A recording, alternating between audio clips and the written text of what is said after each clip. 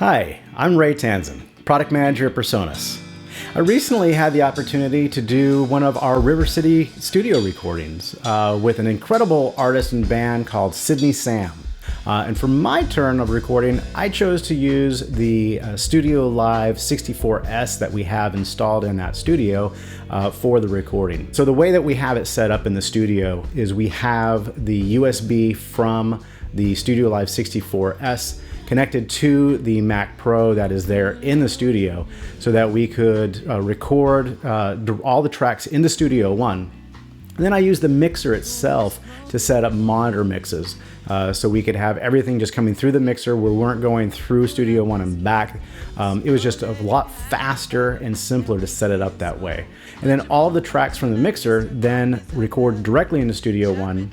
And while they were tracking and rehearsing, I sat in the control room listening back from the Studio One returns, and I was then able to use the mixer as a control surface for Studio One. While I'm messing around with any compression and EQ and things like that, it's not affecting anything that they were hearing in the studio, which is great. So for the recording, we had quite a few people in there, so to get the shot and everybody, we did very much a live type of a setup. We had a small guitar amp that we were able to just set up some baffles between it and the drums and set up a close mic on it. For the keyboards and the bass, we just went DI. Keeping it simple, and I could use plugins and I can use the Ampere amp modeler, which actually is what I did on the bass. I used the new Ampere plugin that we have in Studio One, and I used the tube bass head amp model that we've got in there, and it just gave an absolutely incredible sound.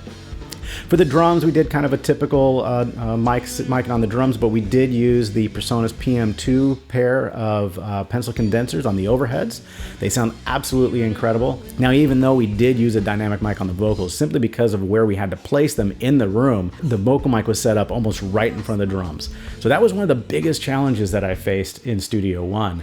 When I went to go do the mix, was controlling all of that drum bleed and trying to get a good sound out of the drums with all that bleed coming through the vocal mic while also getting a great sound of the vocal mic. I just tried doing some automation on the vocal, and I found that every time I would bring the vocal down between the vocal takes to help control some of that bleed, it would really affect the sound of the drums on their own because so much of the drums was coming through the vocal mic.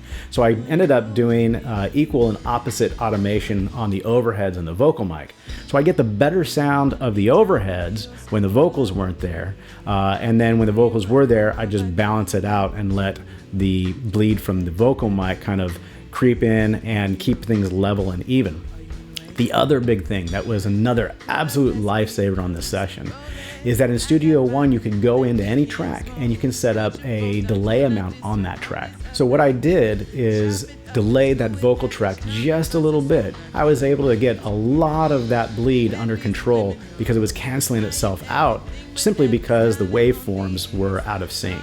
And then I was able to use the automation and the EQ on top of that to really get the sound that I wanted out of the session. So now that I had that drum bleed worked out in the vocal, and I can do a little bit of EQ and processing between the two to get the drum sound I wanted, I really wanted to focus in on the vocal, one of the most important things of the mix. And so for the vocal, what I wanted to do was utilize the channel editor that we have in Studio One to set up separate paths in the routing of the plugin processing. And so what you can do with this plugin chain in Studio One is you can actually set up parallel processing on the channel itself. So parallel processing is commonly used for vocals and for drums and things like that, where you want to process something in two different ways and then blend those two ways together to get a really incredible sound. So that's what I did on the vocal, is set up some parallel processing so that I could be running compression a couple of different ways. So I can have one style of compression that was really heavy and hard, and another one that was just a little bit lighter. And then that way, as the dynamics of the vocal ebb and flow throughout the song, it's always very present and right there in the center. But you also have some dynamics that still allow it to feel like it's coming up and down while still having some great control over it. And it was a really fun session to do. They were a great band. I really enjoyed working with them.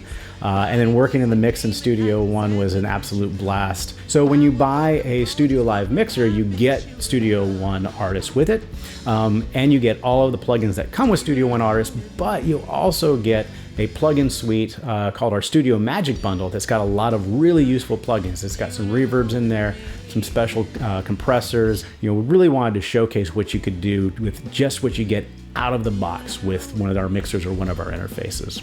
And I really hope that you enjoy the video, and thanks for tuning in.